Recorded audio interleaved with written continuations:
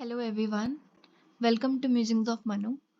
और आज की वीडियो में हम एक सीवी बनाने वाले हैं, एक रिज्यूमे। और थोड़ा सा डिस्क्लेमर मैं दे देती हूँ आपको। ये एक फ्रेशर का सीवी होने वाला है और एज अ कॉलेज फ्रेशर मैं ये सीवी बनाऊंगी। एंड जो भी वर्किंग प्रोफेशनल्स हैं, अगर आप ये वीडियो देख रहे हैं तो आप देख सकते हैं ये video, but this is specifically for the people जो अभी जॉब्स ढूंढ रहे हैं और जो कॉलेज फ्रेशर्स हैं। और ये सीवी टेम्पलेट भी मैंने इसीलिए उसी के हिसाब से रखा है। अदरवाइज़ मैं पोजीशंस ऑफ रिस्पॉन्सिबिलिटी को चेंज करके यहाँ पे वर्क एक्सपीरियंस रख सकती हूँ। एकेडमिक प्रोजेक्ट्स को भी चेंज करके मैं यहाँ पे वर्क एक्सपीरियंस रख सकती हूँ एज अ अगर वर्किंग प्रोफेशनल के लिए ये बनेगा तो। सो इन दिस केस अभी हम इसे एज अ कॉलेज फ्रेशर या फिर कॉलेज ग्रेजुएट्स के लिए बना रहे हैं जिन्होंने ज़्यादा इंटर्नशिप्स नहीं करे हैं, ज़्यादा जॉब्स भी नहीं करी हैं, जिन्होंने सिर्फ कुछ सोसाइटीज़ में पार्टिसिपेट किया है, कुछ कॉम्पिटिशन्स में पार्टिसिपेट किया है और कुछ एकेडमिक प्रोजेक्ट्स बनाए हैं, और जिनके पास थोड़ा कम एक्सपीरियंस है but still they are willing to go for a job opportunity. और वो एक पर्टिकुलर फील्ड में जॉब करना चाहते हैं, तो उसके लिए हम कैसे सीवी बनाएं। तो इसके लिए मैंने सबसे पहले जो किया है वो है रिसर्च, और मेरा खुद का भी एक्सपीरियंस मैंने इसमें डाला है।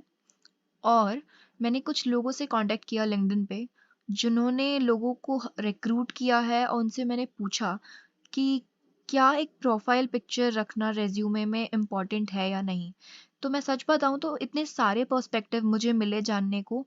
किसी ने बोला कि हाँ बिल्कुल ज़रूरी है, जब तक वो कंटेंट के साथ, आपके रेज्यूमे के कंटेंट के साथ वो उसमें कोई प्रॉब्लम नहीं कर रहा है, it's not problematic for the content. और अगर वो आपका कंटेंट के बीच में नहीं आ रहा है, तो आप उसे कहीं पे भी एक कॉर्नर में ऐसे अपना छोटा सा एक profile picture, professional profile picture, यहाँ पे क्लियर प्रोफाइल पिक्चर रख सकते हो। बट अगर वो अ, और कुछ लोगों ने मुझे ऐसा भी बोला कि ज़रूरी नहीं है आपको एक प्रोफाइल पिक्चर रखना, क्योंकि आपका जो स्किल है और जो आपकी एक्सपर्टीज़ है उसके बेस पे आपका सिलेक्शन होता है, ना कि प्रोफाइल पिक्चर के बेस पे। तो काफ़ी सारी चीज़ें सुनने को मिली और काफ़ी कुछ मेरे को जानने को भी मिला through out this process of research. लेकिन आफ्टर ऑल जो मैं कंक्लूजन पे आई हूँ, तो मैं आपको यही सब बताना चाहती हूँ। जो सबसे इम्पॉर्टेंट बात मुझे समझ में आई है आफ्टर दिस रिसर्च, वो ये है कि आपका जो एप्लीकेंट ट्रैकिंग सिस्टम है, जिसको हम एटीएस भी कहते हैं, वो हमें बताता है कि 75% जब सीवी स्क्रीनिंग हो रही होती है तो 75% काम होता है एटीएस का। और अगर आपकी सीवी सेलेक्ट होती है तभी वो आगे एचआर के पास पहुंचती है, जिससे एचआर का वर्कलोड भी कम होता है और इररिलेवेंट जो एप्लीकेशंस होती हैं वो वहां से ही हट जाती हैं, वहां से ही उन्हें डिस्कार्ड कर दिया जाता है। तो अगर आपको इंटरव्यू राउंड तक पहुंचना है या एचआर तक पहुंचना है, तो उसके लिए आपको अपने सीवी को अलाइन करके बनाना होगा एप्लीकेंट ट्रैकिंग सिस्टम से। तो उसके लिए क्या करना है, थोड़ा एसईओ का नॉलेज रखना है, सर्च इंजन ऑप्टिमाइजेशन, थोड़ा कीवर्ड समझना है कि ऐसा आप क्या सीवी के अंदर लिख रहे हो या रख रहे हो जिससे आपका सीवी शॉर्टलिस्ट हो ही जाए। तो अगर आप फ्रेशर हो और ये वीडियो देख रहे हो, तो हम स्टार्टिंग से सब कुछ करने वाले हैं, तो ध्यान से वीडियो को देखना। और 1.25 पे आप चला सकते हो अगर मैं थोड़ा स्लो बोल रही हूँ, ताकि सब समझ सके। आप यहाँ से स्टार्ट करेंगे। सबसे पहले अपना नेम और सरनेम, जो भी आपका नेम है, फुल नेम आपके डॉक्यूमेंट में, वो लिखना है आपको। और अभी के लिए मैं अपना नाम लिख देती हूँ यहाँ पे। आप अपना फुल नेम भी लिख सकते हो। और उसके बाद मेरा मोबाइल नंबर, उसके बाद फिर आप अपना ईमेल आईडी लिख दोगे यहाँ पे, जो भी आपकी ईमेल आईडी है, और अपना मोबाइल नंबर कांटेक्ट के लिए जो भी अभी आपका रेलेवेंट है, जो चल रहा है इस टाइम पे, वो आप लिख दोगे यहाँ पे। उसके बाद ये मैंने लिख रखा है आपकी लिंक्डइन प्रोफाइल के लिए। मोस्ट ऑफ द केसेस में कई बार आपका लिंक्डइन जो है वो रेफरेंस के तौर पे यूज़ करते हैं, तो यहाँ पे आपको अपना लिंक्डइन प्रोफाइल का जो लिंक है अपनी प्रोफाइल में जाके कॉपी करना है, फिर यहाँ पे लाके उसे ऐसे पेस्ट कर देना है। उसके बाद आगे बढ़ेंगे, थोड़ा नीचे आते हैं यहाँ पे। तो अब जो आपने किया है, लेट्स से आपने बैचलर ऑफ कॉमर्स बीकॉम किया है, तो आप यहाँ पे बीकॉम नहीं लिखेंगे, आप यहाँ पे लिखोगे बैचलर ऑफ कॉमर्स। और अगर आपने ऑनर्स किया है तो आप छोटा सा वहाँ पे ऑनर्स ऐसे करके लिख दोगे। या फिर आपका जो भी डिग्री है, आप उसको प्लीज़ एब्रीवेशन में मत लिखना, उसको कभी भी ऐसे मत लिखना, उसको हमेशा फुल फॉर्म लिखना। उसके बाद अपने बोर्ड का नाम डालोगे यहाँ पे। उसके बाद कॉलेज का फुल नेम, जो भी आपके कॉलेज का नेम है। लेट्स से अगर कोई Shri Ram college of commerce से है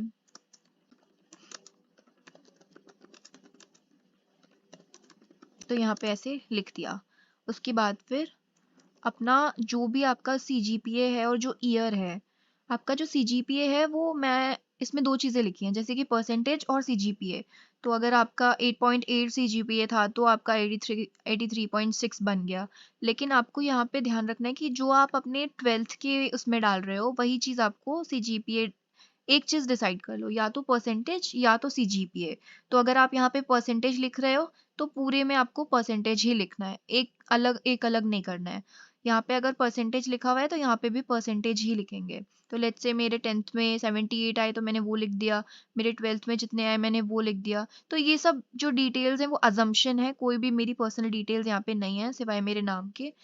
और ये सब एक अजम्पशन है, लेकिन उसके बेस पे ये एक सही डिटेल है जो मैं आपको बता रही हूँ किस तरह से फिल करना है। तो यहाँ पे आप अपना ईयर लिख दोगे, कब आपने पास आउट किया, और ये आपकी डिग्री का कितने साल का है। कई लोगों की डिग्री 6 साल की होती है, कई लोगों की 4, तो कई लोगों की 3। तो अगर आपकी 4 साल की तो आप यहाँ पे 2020 टू 2024 लिख दोगे। उसके बाद अब आते हैं अकेडमिक अचीवमेंट्स पे।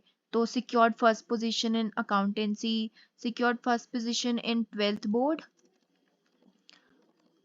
ये भी कर सकते हो। और secure top 1 rank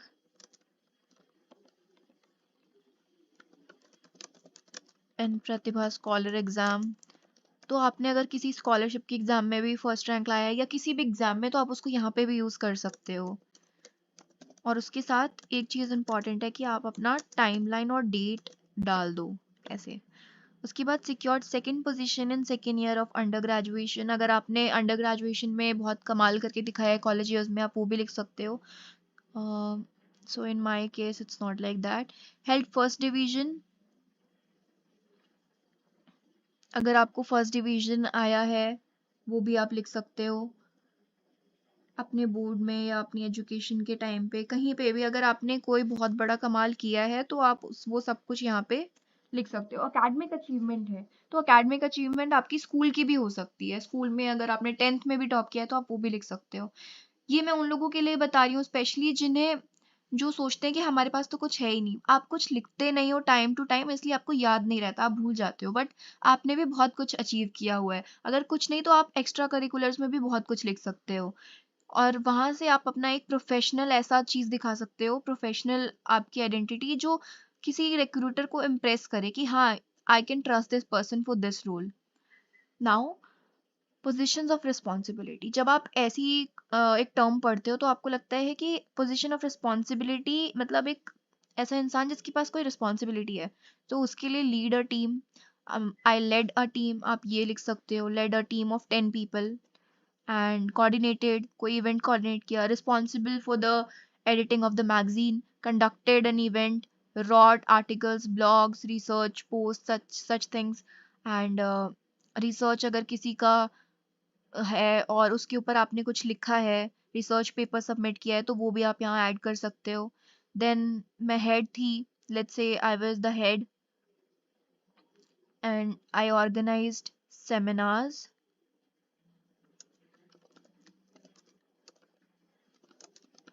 for the placement cell.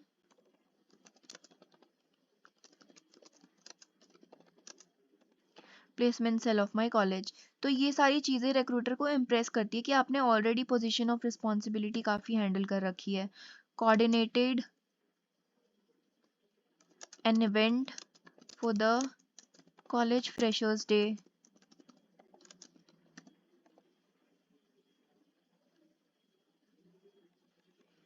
ठीक है, उसके बाद फिर conducted a research on the campus.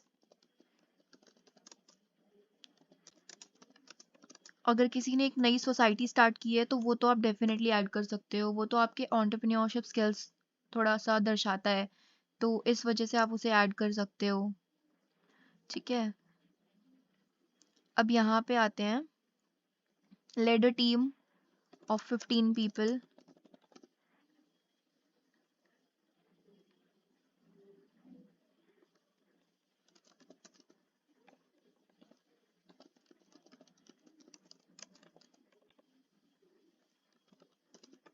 P cell is the placement cell. Okay, coordinated and organized a webinar.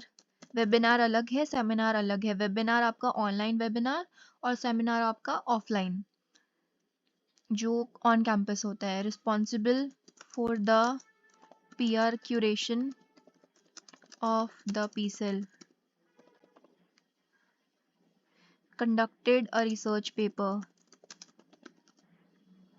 Wrote articles and blog posts. Social media post अगर लिखी है तो वो भी ऐड कर सकते हो.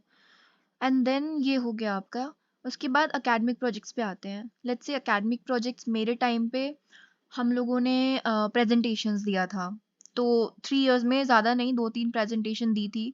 और कुछ तो मैंने खुद नहीं दी थी और कुछ ऑनलाइन हो गई थी. तो ऑफलाइन में 3 प्रेजेंटेशंस मुझे याद हैं और उसके बारे में आप लिख सकते हो. तो यहाँ पे मैंने एक पार्किंग ऐप का लिखा हुआ है जो शायद फर्स्ट ईयर का हमारा प्रेजेंटेशन था. Let me tell you, just a second. ये पार्किंग ऐप का एक हमने नेविगेशन टूल बनाया था. आइडिएशन किया था, एग्जीक्यूशन किया था और प्रेजेंटेशन किया था. और जब आपका अगर कोई प्रोजेक्ट है तो उसको आप और स्पेसिफाई कर सकते हो कि आपने उस प्रोजेक्ट के अंदर क्या बनाया था एग्जैक्टली. और फिर हमने एक इंटर कॉलेज कंपटीशन में पार्टिसिपेट किया था जिसके अंदर हमें एक एज अ क्लोथिंग ब्रांड बनाना था सस्टेनेबिलिटी वाला. और थ्रिफ्ट शॉपिंग का हमने बनाया था उसके अंदर वो प्रोजेक्ट. वो सिलेक्ट भी हुआ था बट वो फाइनल राउंड तक नहीं पहुंचा था. तो वो भी आप ऐड कर सकते हो उसके अंदर just to show the recruiter that you have done something. मतलब अगर एकेडमिक अचीवमेंट ज़्यादा नहीं भी है तो एक्स्ट्रा करिकुलर ज़्यादा है. मैंने कुछ किया था, मैं खाली नहीं बैठा था या बैठी थी. उसके बाद फिर आपका प्रोजेक्ट के बारे में, प्रोजेक्ट का नेम ऐड कर दो. लेट्स से आपने प्रोजेक्ट का कोई भी नाम रख दिया. मैंने कोई नाम रखा था उसको मैं ऐड कर दूंगी अभी. तो इसके अंदर मैंने एक एक्सटेम्पोर में भी पार्टिसिपेट किया था. कई लोग एक्सटेम्प्रे बोलते हैं, आई से एक्सटेम्पोर. सो ये एक्सटेम्पोर जो था एक इम्प्रॉम्प्टू स्पीच देनी होती है आपको. एक टॉपिक दिया जाता है उसमें आपको बोलना होता है. सो this was my first division, first position in this. तो मैं ये ऐड कर सकती हूँ. और ये ऑर्गेनाइज करवाया था क्लीननेस कमेटी ने. And then there was this debate in eco club जिसमें मैंने पार्टिसिपेट किया था. मोस्टली वो चीज़ ऐड करो जहाँ पे आपकी कोई पोजीशन आई. आप एक्सपीरियंस भी ऐड कर सकते हो, for sure experience matters a lot. उसके बाद फिर स्पोर्ट्स में मैं ऐड कर सकती हूँ जो भी, अगर मैं स्पोर्ट्स में इंटरेस्टेड हूँ या जो स्पोर्ट मुझे अच्छा लगता है जो मैंने खेला है वो सब ऐड कर सकती हूँ. और सोशल वर्क में एनएसएस एंड जो भी ऑर्गेनाइजेशंस के साथ मैंने काम किया हुआ है. There is an organization called Visionaries. So all of these I have work for उनके साथ. और उसको थोड़ा एक्सपेंड करके कि मैंने क्या काम किया एग्जैक्टली और एनएसएस में भी मैंने क्या किया. एनएसएस का मैं लिख दूंगी यहाँ पे नेशनल सर्विस स्कीम. इसमें काफ़ी कुछ किया था. तो ये I was a part of NSS ever since my school days. उसके बाद भी. तो यहाँ पे मैं डेट लिख देती हूँ 2018, दैट वुड बी बेटर. और विजनरीज का आई गेस 2021 में ज्वाइन किया था. और इसके बारे में एक्सपेंड कर दोगे आप. आपकी ऑर्गेनाइजेशन अलग हो सकती हैं, मेरी अलग है. उसके बाद आप इसे एक्सपेंड कर दोगे थोड़ा थोड़ा. तो ये एक आपका बहुत ही बेसिक सा सीवी रेडी हो गया है. ये बहुत बेसिक है और बेसिक चीज़ों के अंदर आप और क्या ऐड कर सकते हो, क्या रेलेवेंट उसमें ऐड कर सकते हो, ये आपको सोचना है और उसके अंदर लिखना है so that your CV gets shortlisted. तो अगर आप स्कूल में हो या फिर अभी आप कॉलेज में हो तो भी आप ये सीवी बना सकते हो just by the help of this video. और मैं लिंक भी डाल दूंगी डिस्क्रिप्शन में जहाँ से आप एक टेम्पलेट डाउनलोड कर सकते हो. क्योंकि जब मैंने क्रिएट किया था तो मैंने कैनवा यूज़ किया था तो मुझे काफ़ी बार सीवी बनाना पड़ा था. Like I have made my CV for at least 10 times. उसके बाद भी मैंने बहुत इम्प्रूव किया. मैंने MS वर्ड पे भी सीवी बनाया एक बार तो 5 to 6 आवर्स भी लग गए थे क्योंकि आता नहीं था. तो धीरे धीरे सीखा और उसके बाद बनाया। तो ये चीज़ें आप कर सकते हो और काफ़ी सारी वीडियोज़ हैं यूट्यूब पे भी जो आप रेफ़र कर सकते हो। मैं लिंक्स में डाल दूँ डिस्क्रिप्शन में लिंक्स डाल दूँगी, तो वहाँ से आप डाउनलोड करके टेम्पलेट और अपना सीवी जो है एडिट कर सकते हो accordingly with your experiences, and you can take help from your LinkedIn as well, because LinkedIn is your digital resume and it is very important to have a LinkedIn profile. And नेटल्स का मैंने डाल दिया 2022। Alright, so this was pretty much. और as a fresher मैं आपको ये recommend करूँगी कि आप पहले से ही चैट जीपीटी की हेल्प से कुछ अच्छे कीवर्ड्स और जॉब डिस्क्रिप्शन, स्पेशली अगर आपने ऑलरेडी रोल देख रखा है, आपको पता है जॉब की रोल क्या रिक्वायर करती है, तो जॉब डिस्क्रिप्शन में से कीवर्ड्स उठा के अगर मैच हो रहा है, अलाइन हो रहा है, तो उसको ज़रूर ऐड करना। अब जैसे मैंने ये चैट जीपीटी से निकाला है, राइटिंग स्किल्स में क्रिएटिव राइटिंग में कर सकती हूँ, कंटेंट क्रिएशन में कर सकती हूँ, article writing, blog writing, copy writing मुझे इतना अच्छे से नहीं आता, तो मैं ये अवॉइड करूँगी। जो मुझे आता है वो डेफिनेटली लिखूँगी। Storytelling, yes of course. और अगर उन्हें ऐसा लगेगा कि you are good candidate for that or not, they can go through your LinkedIn profile. I am a LinkedIn creator and I write stories there. I am a storyteller as well. Search engine optimization में courses कर रखे हैं, उनका links provide कर दो कि मैंने ये कोर्सेज कर रखे हैं। एक्स्ट्रा करिकुलर्स में भी कर सकते हो आप, और अकेडमिक एक्सीलेंस में भी कर सकते हो। कोर्सेज का एक अलग सेक्शन भी बना सकते हो। आई विल से कि on your CV have a extra section, a dedicated section specially for your skills, कि आपकी एक स्किल सेट क्या है, आपकी एक्सपर्टीज क्या है, जहाँ पे आप अपना सारा स्किल प्रेजेंट कर सको। तो ये है। उसके बाद फिर इसके अंदर आपका क्विक लर्नर, आप ये सारी चीज़ें आई फील कि ये थोड़ा ओवरलुक हो जाती हैं, क्योंकि कई बार रिक्रूटर को ये मैटर करता है कि आपके पास वो स्किल और एक्सपर्टीज़ है या नहीं। बट फिर भी अगर आपके पास एनालिटिकल स्किल्स हैं, प्रॉब्लम सॉल्विंग स्किल्स हैं, तो ये बहुत मैटर करता है। You should be a quick learner and, और ये सारी चीज़ें ऐसे यहाँ से उठा के हम सीधा सीवी पे ऐड कर सकते हैं। लेट्स से मैंने यहाँ से कॉपी कर लिया,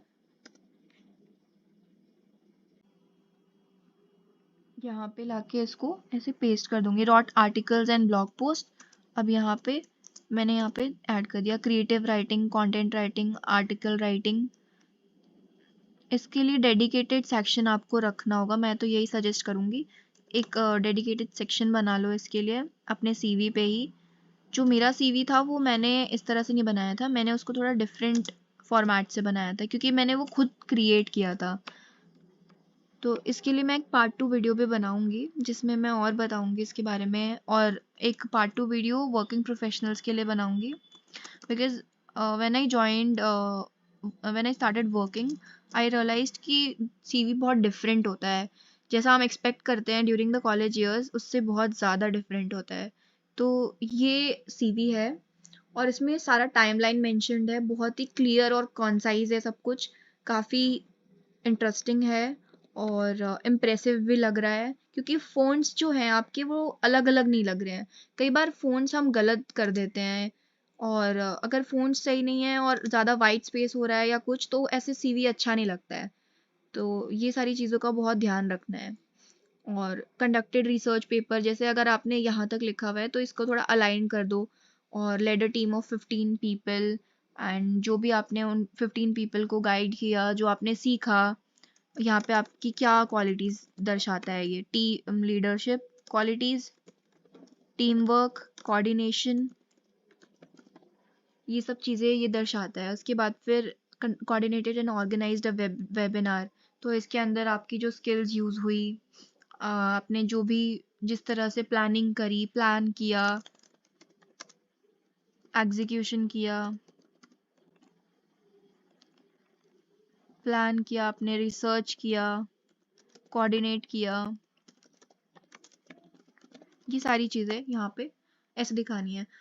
और ये बहुत ही एक बेसिक सीवी है, अगर आप कॉलेज फ्रेशर हो, जस्ट फर्स्ट ईयर में हो, तो भी आप ऐसा एक सीवी बना सकते हो, आई विल से। और अगर आप थर्ड ईयर में हो तो भी ऐसा एक सीवी बना सकते हो। अगर आप स्कूल में हो तो मैंने आपको बता दिया, ये अकेडमिक सेक्शन है, ये अकेडमिक अचीवमेंट वाला, स्कूल में याद करो कब कब सर्टिफिकेट्स मिले हैं और किस किस चीज़ में, ये वाला सेक्शन उठा के लिख दिया, ठीक है। उसके बाद फिर एक ये सेक्शन तो होगा, ये दो चीज़ें तो होंगी, 10th और 12th। उसके बाद यहाँ पे आके अकेडमिक प्रोजेक्ट्स, स्कूल में अगर प्रेजेंटेशंस दिए हैं या स्कूल में कुछ प्रोजेक्ट्स बनाए थे, साइंस प्रोजेक्ट्स तो बहुत मैटर करते हैं। अगर केमिस्ट्री या फिजिक्स के कोई प्रोजेक्ट्स बनाए हैं स्कूल में और टीचर्स ने बनवाए हैं, स्पेशली वो मेंशन कर दो। पोजीशन ऑफ रिस्पॉन्सिबिलिटी में आप स्कूल में भी कुछ मेंशन कर सकते हो, जैसे अगर आपने स्कूल का green club, eco club lead किया, या फिर आपने एनएसएस को लीड किया, या फिर आपने एक टीम हैंडल करी है स्कूल में, या फिर आप अपने हाउस के हेड हैं, या जैसे आपके अलग अलग हाउसेज होते हैं स्कूल में, तो अगर उसके हेड है वो भी आप पोजीशन ऑफ रिस्पॉन्सिबिलिटी में मेंशन कर सकते हो अगर आप स्कूल में हो। एक्स्ट्रा करिकुलर में डेफिनेटली बहुत सारे डांस कॉम्पिटिशन्स होते हैं और मतलब ड्रामा होता है, स्किट होता है, वो सब आप यहाँ पे मेंशन कर सकते हो। तो एक तरह से आपका स्कूल वाला सीवी भी रेडी हो जाएगा। जब आप कॉलेज जाओगे तो आप सोसाइटीज़ के लिए आप जब अप्लाई करोगे तो आपको लगेगा कि अभी तो मेरे पास सीवी ही नहीं है, आपको क्रिएट करना पड़ेगा बैठ के। तो अभी क्रिएट कर लो ताकि वो बाद में आप थोड़ा एडिट कर सको और तुरंत वो सोसाइटीज़ के लिए आप अप्लाई कर सको। क्योंकि जब मैंने कॉलेज ज्वाइन किया था तो मेरे पास सीवी नहीं था, तो मुझे काफ़ी प्रॉब्लम हुआ था। So yeah, that was pretty much everything. And I hope you guys learned something from this video. And let me know what problems are you facing, or what else I can create a video on जिससे आपकी help हो, और मैं किस तरह से और interesting videos ला सकती हूँ. You can let me know in the comments below, and I'll see you in the next video. Bye, take care, and don't forget to subscribe to my channel.